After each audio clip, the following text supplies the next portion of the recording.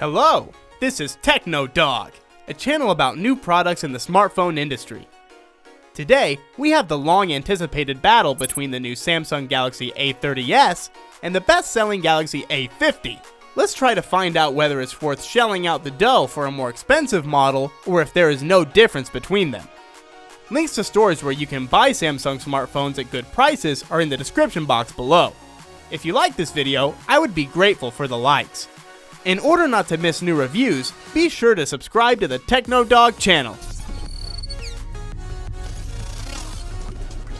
The all-new Samsung A series models are very similar. This is good for a cheap A10, but should not be liked by the owner of the A70 because it's 3 times more expensive, but looks exactly the same. Let's move on to the competing models. They differ slightly in the shape of the drop-shaped cutout under the front camera. The screen sizes are the same, 6.4 inches. The frames around the edges of the screens are minimal. The chin is also not very large. The arrangement of buttons and connectors is standard for the entire A series.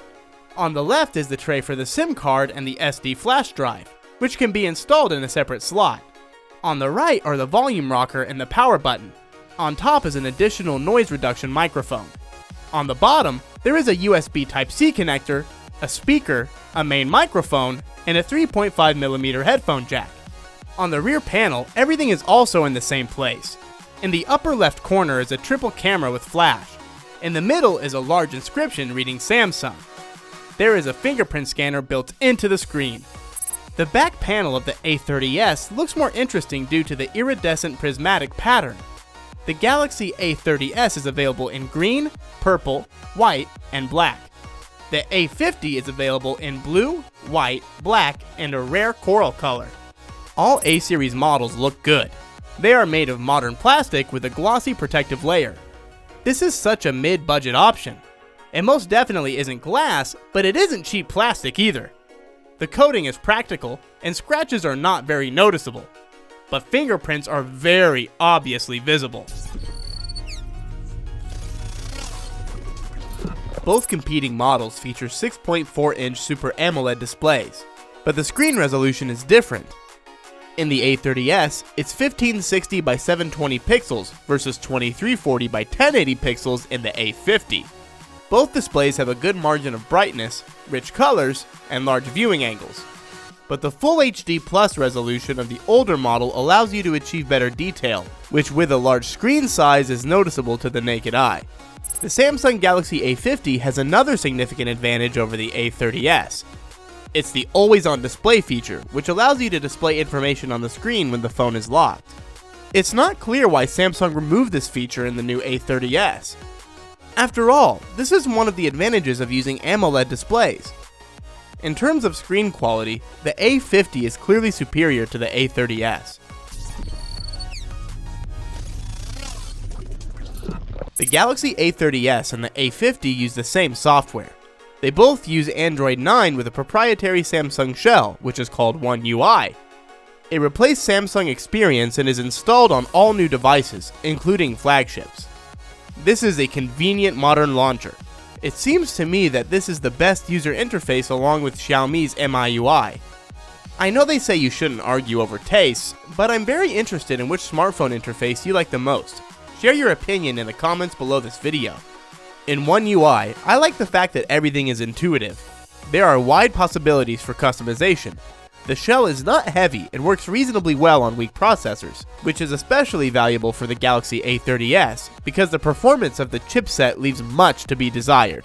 We'll come back to smartphone performance a bit later. In the meantime, let's talk about the cameras. The Samsung Galaxy A30s got the same main camera as the older Galaxy A50. There are 3 modules.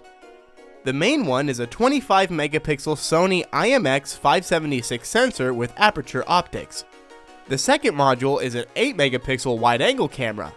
The third camera is a 5-megapixel depth of field sensor. The camera allows you to take good pictures, but this is clearly not a leader in its price range. For the budget A30s, shooting quality can be considered good. The camera shows accurate color reproduction and good autofocus, but in the photos and videos, a wide dynamic range is felt. In addition, in low light, the detail drops sharply and there is too much noise. The ultra-wide-angle module is quite common for budget smartphones.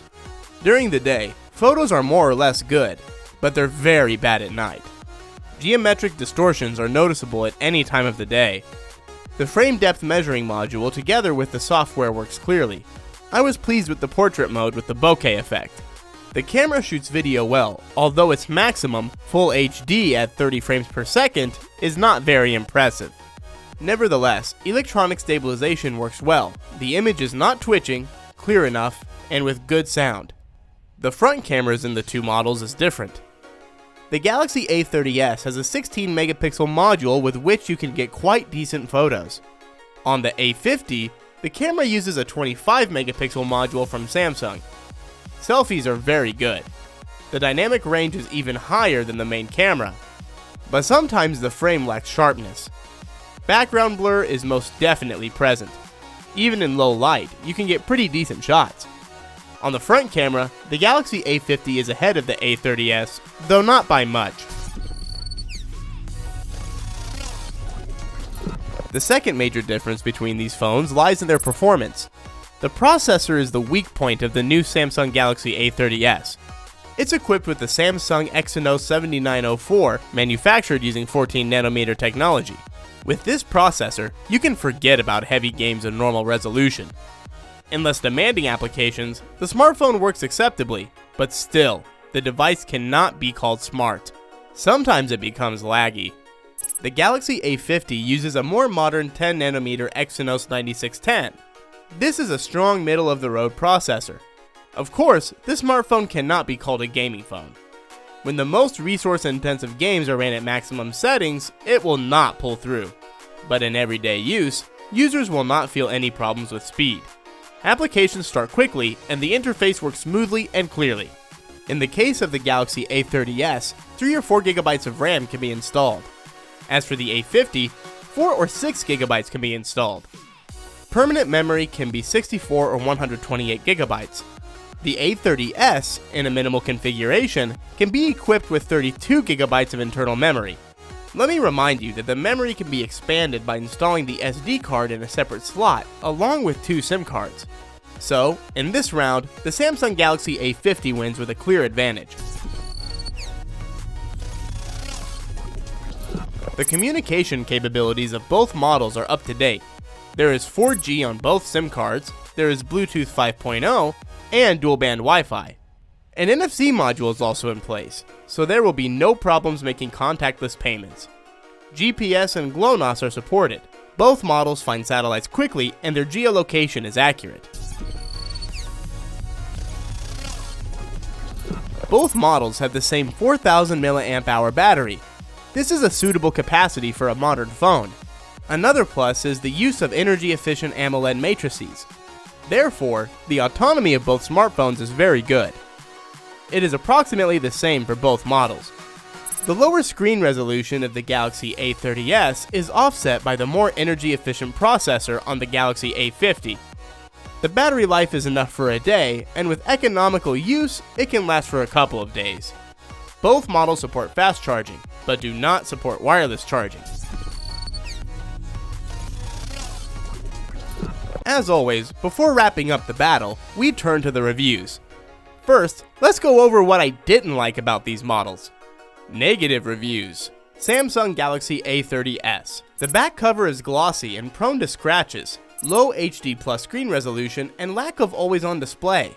Logs in the interface when you open standard applications. Samsung Galaxy A50. Marked and slippery plastic case. Bad sound from speaker. Slow fingerprint scanner. Positive reviews. Samsung Galaxy A30s. Original design. Geometric gradient back. Triple camera. High quality photos. The ability to install additional memory in a separate slot. A large battery that lasts for 2 days. Samsung Galaxy A50. The modern design of the device. Minimal frames and a small cutout on the screen. Great AMOLED display with high resolution. Good quality video. NFC module and USB Type-C connector.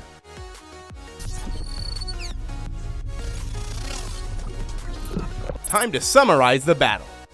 The Samsung Galaxy A50 defeated the Galaxy A30s in two ways. It has a better screen and higher performance. With the release of new models with the letter S in the name, the price of old ones has decreased. Therefore, the choice when buying is obvious. There is still an A50 on sale, and they need to be taken. The new Galaxy A30s can be bought if the games are not important at all and you aren't too critical of the screen. You will be able to find this model much cheaper than the cost of the A50. The prices for these and other models can be viewed using the links in the description box below. That's all for now, guys. If you like this video, smash the like button. Also subscribe to the TechnoDog channel. Then, you will always be the first to know about the release of new reviews. Bye everyone!